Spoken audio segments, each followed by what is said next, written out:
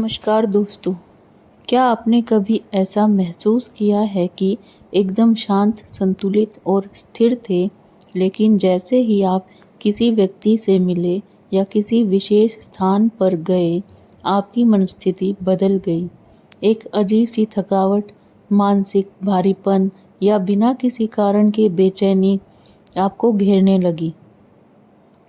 आप सोच में पड़ जाते हैं, मैंने तो कुछ ऐसा नहीं किया, फिर यह थकान क्यों है, यह तनाव क्यों है। वीडियो में आगे बढ़ने से पहले इस वीडियो को एक लाइक और चैनल को सब्सक्राइब ज़रूर कर लीजिए, क्योंकि यह आपके लिए सिर्फ एक सेकंड का काम है, लेकिन इससे हमें बहुत बड़ा सपोर्ट मिलता है। परमहंस योगानंद जी ने चेताया था, यह केवल एक शारीरिक थकावट नहीं बल्कि आपकी ऊर्जा का क्षय है। और सबसे हैरानी की बात यह है कि यह क्षय प्राय चुपचाप होता है, बिना किसी आहट के, जैसे आपको कोई आपकी आत्मा के दीपक की लौ को मंद करता जा रहा हो। यह प्रक्रिया इतनी सूक्ष्म होती है कि हम अक्सर इसे पहचान ही नहीं पाते। आत्मा की ऊर्जा और आभा की शक्ति। योगानंद जी कहते थे, हर व्यक्ति सिर्फ एक शरीर नहीं होता, बल्कि एक चलती फिरती ऊर्जा होती है। हमारी आत्मा के चारों ओर एक सूक्ष्म ऊर्जा घेरा होता है, जिसे आभा या ऑरा कहा जाता है। यह आभा हमारी चेतना, भावनाओं और मानसिक अवस्था का प्रतिबिंब होती है। जब हमारी आभा शुद्ध, शक्तिशाली और संतुलित होती है, तो हम ऊर्जावान, प्रसन्न और केंद्रित अनुभव करते हैं। लेकिन जब यह आभा कमजोर पड़ने लगती है, तब हम तनाव, निराशा, भ्रम और मानसिक थकावट का अनुभव करते हैं। ऊर्जा का चुपचाप हरण कैसे होता है? कई बार हम कुछ ऐसे लोगों के संपर्क में आते हैं जो हमारी ऊर्जा को अनजाने में ही खींच लेते हैं। यह लोग कोई राक्षस नहीं होते हैं, बल्कि हमारे अपने मित्र, रिश्तेदार या सहकर्मी हो सकते हैं। जब कोई व्यक्ति बार बार शिकायत करता है, नकारात्मक बातें करता है या केवल अपनी भावनात्मक ज़रूरतें आप पर थोपता है, तो वह आपके ऊर्जा क्षेत्र से शक्ति खींच रहा होता है। इस प्रक्रिया को एनर्जी वैम्पिरिज्म भी कहा जाता है। परमहंस योगानंद जी कहते थे, दूसरों को प्रेम दो, लेकिन स्वयं को रिक्त मत करो। अब आप बिना सीमाओं के दूसरों को देते रहते हैं, अपनी शक्तियाँ बांटते रहते हैं और बदले में कोई सामंजस्य नहीं हो पाते, तो आपकी आभा धीरे धीरे क्षीण हो जाती है। हमारी आभा कब और क्यों कमज़ोर होती है? योगानंद जी समझाते थे कि हमारी आभा तब कमज़ोर होती है जब हम नकारात्मक विचारों में डूबे रहते हैं। हम अपनी भावनाओं को दबाते हैं। हम क्रोध, भय, चिंता और ईर्ष्या को पकड़े रहते हैं। हम ऐसे लोगों से घिरे रहते हैं जो लगातार हमारी ऊर्जा को खींचते हैं। हम प्रकृति, ध्यान और मौन से दूर हो जाते हैं। हम इन सभी कारणों से हमारी चेतना में दरारें उत्पन्न होती हैं, जिससे बाहरी नकारात्मक ऊर्जाएं भीतर प्रवेश कर जाती हैं। जब तक हम अपनी आभा की रक्षा नहीं करते, तब तक यह प्रक्रिया चलती रहती है। आपकी ऊर्जा की रक्षा क्यों जरूरी है? परमहंस योगानंद जी कहते थे, तुम ईश्वर के अंश हो, तुम्हारी आत्मा अमर है, लेकिन तुम्हारी ऊर्जा शरीर नाजुक है। इसकी रक्षा तुम्हारा आध्यात्मिक कर्तव्य है। यदि आप अपनी ऊर्जा को बचा नहीं पाते, तो धीरे धीरे आपकी मानसिक स्पष्टता, आत्मविश्वास और आध्यात्मिक जुड़ाव क्षीण हो जाते हैं। जब आपकी आभा कमजोर होती है, आपके विचार भ्रमित हो जाते हैं, निर्णय लेना कठिन होता है, आप जल्दी चिड़चिड़े हो जाते हैं, जीवन में उद्देश्य की भावना खोने लगती है। यह कोई साधारण थकावट नहीं होती, यह आत्मा की थकावट होती है। सोल फटिंग। आत्मा की थकावट के लक्षण: सुबह उठते ही थकावट महसूस होना, बिना किसी शारीरिक कार्य के थक जाना, लोगों से मिलने के बाद थक जाना, अनजानी उदासी या अशांति, ध्यान या प्रार्थना में मन ना लगना, ऊर्जा को कैसे बचाए। परमहंस योगानंद जी के उपाय अब प्रश्न है, इस ऊर्जा को कैसे संरक्षित करें। योगानंद जी ने इसके लिए कुछ अत्यंत प्रभावशाली साधन और उपाय बताए। प्रत्येक दिन ध्यान करें। ध्यान केवल बैठने की प्रक्रिया नहीं, बल्कि आत्मा का स्नान है। यह हमारी आभा को शुद्ध करता है, उसे पुण्य ऊर्जा से भरता है। प्रतिदिन प्रातः या संध्या 15 से 30 मिनट ध्यान करने से आपकी ऊर्जा पुनर्जीवित होती है। सांसों पर ध्यान दें। योगानंद जी कहते थे, सांस ईश्वर का स्पर्श है। अपनी सांसों को गहराई से अनुभव करें। यह श्वास के साथ ब्रह्मांड की शक्ति को भीतर समाहित करें और हर प्रवास के साथ नकारात्मकता बाहर करें। ऊर्जा की सीमाएं बनाएं। हर किसी को अपनी ऊर्जा देना जरूरी नहीं। प्रेम देना एक गुण है, लेकिन स्वयं को खो देना एक दोष। अगर कोई संबंध आपको लगातार थकाता है, तो वहां दूरी बनाना आत्म संरक्षण है। यह स्वार्थ नहीं, आत्मसम्मान है। सकारात्मक संकल्प बोले। हर दिन कम से कम 2 बार अपने आप से कहे, मैं ईश्वर का प्रकाश हूँ। मेरी आत्मा शांत और सुरक्षित है। मेरी आभा दिव्य शक्ति से भरी हुई है। इन वाक्यों को केवल बोले नहीं, इन्हें अपनी चेतना में अनुभव करें। प्रकृति से जुड़े। योगानंद जी प्रकृति को ईश्वर की जीवित अभिव्यक्ति मानते थे। नंगे पांव घास पर चले, सूरज की रोशनी में खड़े रहें, बहती हवा को महसूस करें। यह सभी क्रियाएं आपकी आभा को सशक्त करती हैं। सत्संग और संगति का चयन। जैसी संगति वैसी चेतना। यदि आप ऐसे लोगों के साथ समय बिताते हैं जो सकारात्मक, प्रेमपूर्ण और ईश्वर से जुड़े हैं, वो आपकी ऊर्जा भी अधर्वगामी होगी। इसके विपरीत नकारात्मक संगति आपकी ऊर्जा को नीचे गिराती है। कृतज्ञता का अभ्यास करें। हर सुबह और रात कुछ क्षण ईश्वर को धन्यवाद कहने में बिताएं। यह कृतज्ञता आपकी आभा को स्वर्णिम बनाती है और आपके भीतर स्थायी प्रसन्नता भरती है। शिकायतों से दूरी बनाएं। यदि आप स्वयं या दूसरों की निरंतर शिकायतें सुनते रहते हैं, तो आपकी ऊर्जा का अव्यय होता है। योगानंद जी कहते थे, शिकायतें आत्मा का जहर है। स्वयं को उस वातावरण से बाहर निकालिए। प्रेम संतुलन के साथ दे। प्रेम देना सुंदर है, लेकिन अंधे होकर देना स्वयं से गद्दारी है। अपने भीतर भी प्रेम रखें, ताकि जब आप दूसरों को दे तो स्वयं खाली ना हो। शारीरिक थकावट और आत्मिक थकावट में अंतर पहचानें। कई बार हम सोचते हैं कि हम सिर्फ थके हैं, लेकिन सच्चाई यह होती है कि हमारी आत्मा थकी हुई होती है। यदि नींद से आराम नहीं मिलता, तो यह आत्मा की थकान है और इसका इलाज केवल ध्यान, मौन और आध्यात्मिक साधना से ही संभव है। आत्मिक ऊर्जा की चोरी के 10 सूक्ष्म रूप। नियान। जब लोग आपकी आत्मा से ऊर्जा चुरा लेते हैं, क्या आपने कभी किसी से बात करने के बाद अपने भीतर भारीपन महसूस किया है, जैसे आपने कोई लंबी यात्रा की हो? कई लोग जानबूझकर नहीं, पर अनजाने में ही अपनी भावनात्मक अस्थिरता को आपके ऊपर डाल देते हैं। वे बात करते हैं, लेकिन उनके शब्दों में ऊर्जा छिपी होती है, शिकायत, पीड़ा या नकारात्मकता की। परमहंस योगानंद कहते थे, हर शब्द एक ऊर्जा होती है और हर संवाद एक आदान प्रदान। यदि आप सजग नहीं हैं, तो आप बिना जाने ही किसी ऊर्जा दूसरों को दे बैठते हैं।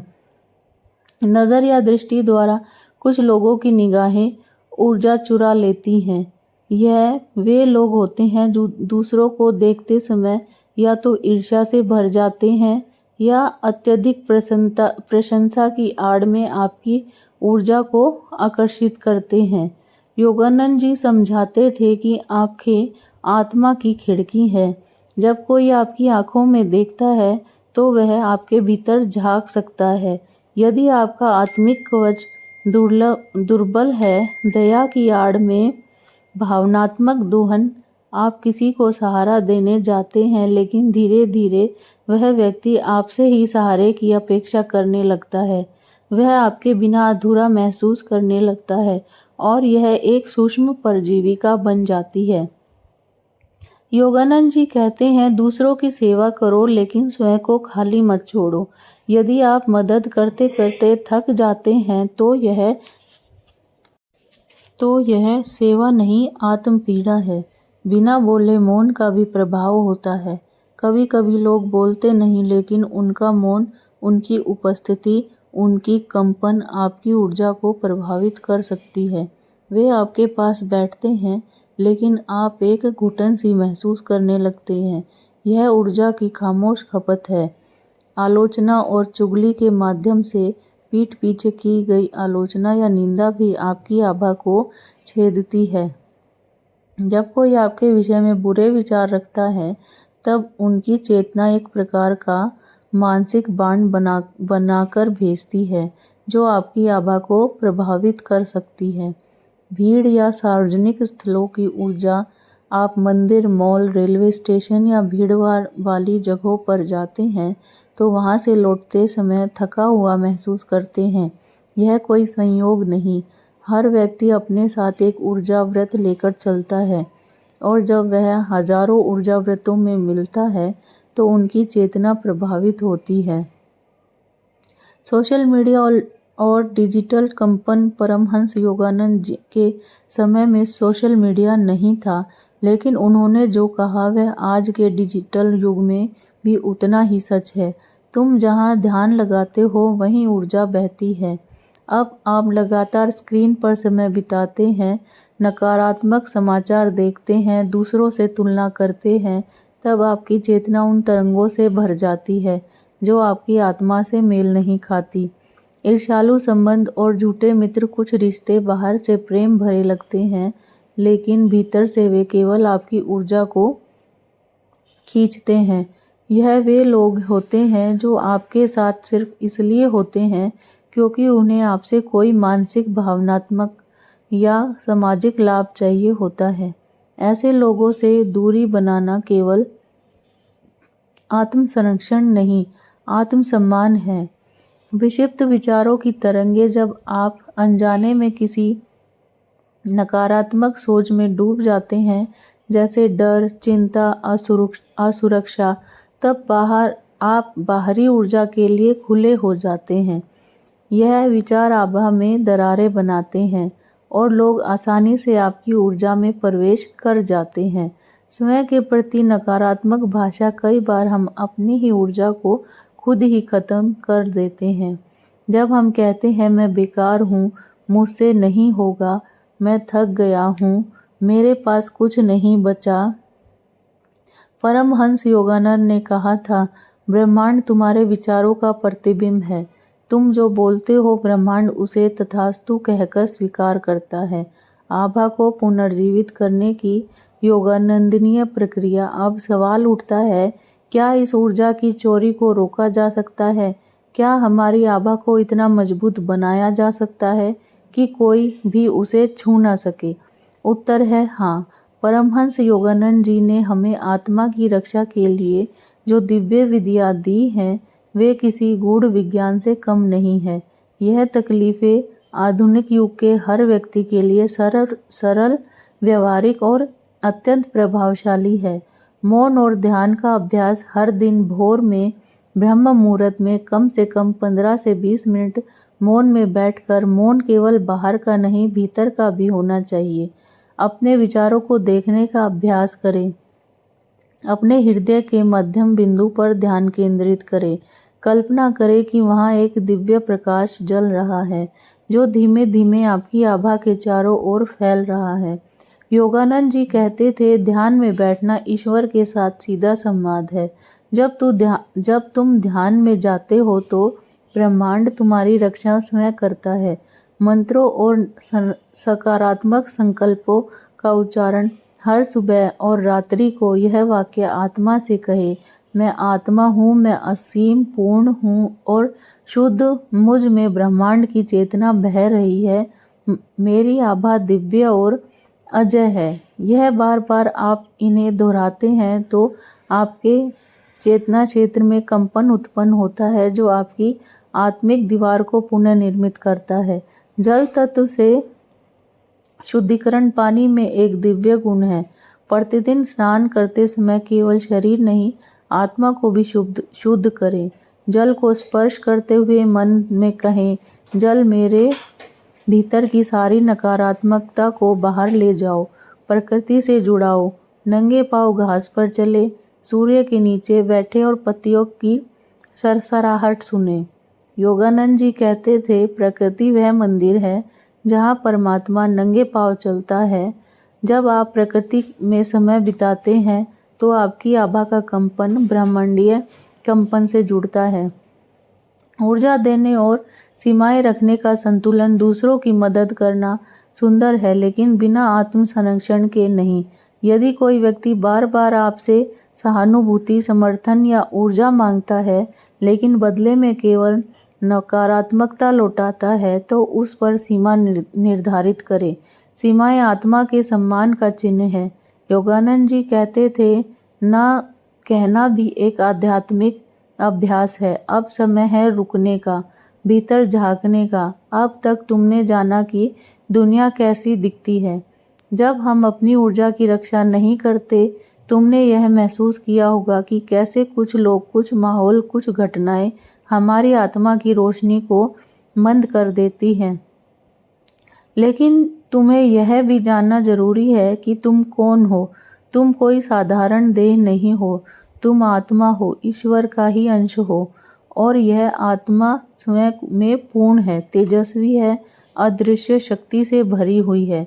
परमहंस योगानंद जी कहते थे कि जब हम अपने भीतर की रोशनी को पहचानते हैं, तब कोई भी बाहरी अंधकार हमें छू नहीं सकता। अब तुम्हें यह समझ आ गया है कि बार बार जब तुम नहीं कहते, हर बार जब तुम दूसरों के अपने ऊपर हावी होने देते हो, हर बार जब तुम अपनी भावनाओं को कुचलते हो, तब तुम अपनी आभा को घायल करते हो। लेकिन यह आभा कोई नाजुक परत नहीं, यह आत्मा की दिव्य दीवार है, जिसे तुम फिर से मजबूत बना सकते हो। हर दिन थोड़ा ध्यान, थोड़ी शांति, आत्म संवाद, यही तुम्हारी रक्षा की ढाल बनते हैं। योगानंद जी कहते थे, हर सांस में ईश्वर है, हर श्वास में चेतना का एक नया अवसर है। तुम अब जानते हो कि दूसरों को देना गलत नहीं है, पर खुद को खो देना पाप है। प्रेम करो पर अपनी आत्मा की सीमा को पहचानो। सेवा करो पर अपने भीतर की ऊर्जा को सूखने मत दो, क्योंकि जब तुम्हारी आत्मा थकी होती है, तब कोई भी विचार साफ नहीं रहता, कोई निर्णय सही नहीं लगता और जीवन एक बोझ सा लगता है। लेकिन जब तुम अपने भीतर की ईश्वर से जुड़ जाते हो, तब वही जीवन तुम्हें मधुर संगीत की तरह सुनाई देता है। अब अंत में मैं तुमसे एक प्रार्थना नहीं, एक आत्मिक सौगंध लेना चाहती हूँ। यदि यह शब्द, यह विचार, यह चेतना तुम्हारे हृदय को छू गई है, तो एक बार पूरे मन से कहो, मैं अपनी आत्मा की रक्षा करूँगा। यह कोई साधारण वाक्य नहीं, यह ब्रह्मांड के सामने किया गया वादा है। जब तुम ऐसा कहते हो, तुम अपने भीतर एक प्रकाश जला देते हो, जो फिर कभी नहीं बुझता। यह संकल्प तुम्हारे भीतर एक कवच बन जाता है, जो नकारात्मक को दूर रखता है और तुम्हें शक्ति देता है। हर परिस्थिति में शांत और स्थिर रहने की। अगर कभी थक जाओ, अगर कभी तुम्हें लगे कि जीवन ने तुम्हें धोखा दिया है, तो बस आंखें बंद करके अपने भीतर उस रोशनी को देखो जिसे कोई छीन नहीं सकता। वह रोशनी ही तुम्हारी असली पहचान है, वही तुम्हारी आत्मा है और वह कभी हार नहीं सकती। ध्यान रखना, तुम्हारी ऊर्जा तुम्हारा खजाना है, उसे सुरक्षित रखना तुम्हारा आध्यात्मिक कर्तव्य है। परमहंस योगानंद जी की शिक्षाएं कोई किताब नहीं, वह चेतना की सीढ़ियां हैं यदि तुम इस सीढ़ी पर चल पड़े हो तो तुम अकेले नहीं हो। हर श्वास में ईश्वर तुम्हारे साथ है। यदि यह यात्रा तुम्हारे भीतर कुछ जगा सकी हो तो इसे आगे बढ़ाओ। यह वीडियो सिर्फ देखना काफ़ी नहीं, इसे महसूस करो, इसे जियो और कमेंट में एक वाक्य ज़रूर लिखो, मैं अपनी आभा की रक्षा करूँगा। यह वाक्य ही वह बीज है जो एक दिव्य वृक्ष बनकर तुम्हारे जीवन को बदल सकता है। धन्यवाद इस आत्मिक यात्रा के साथ देने के लिए।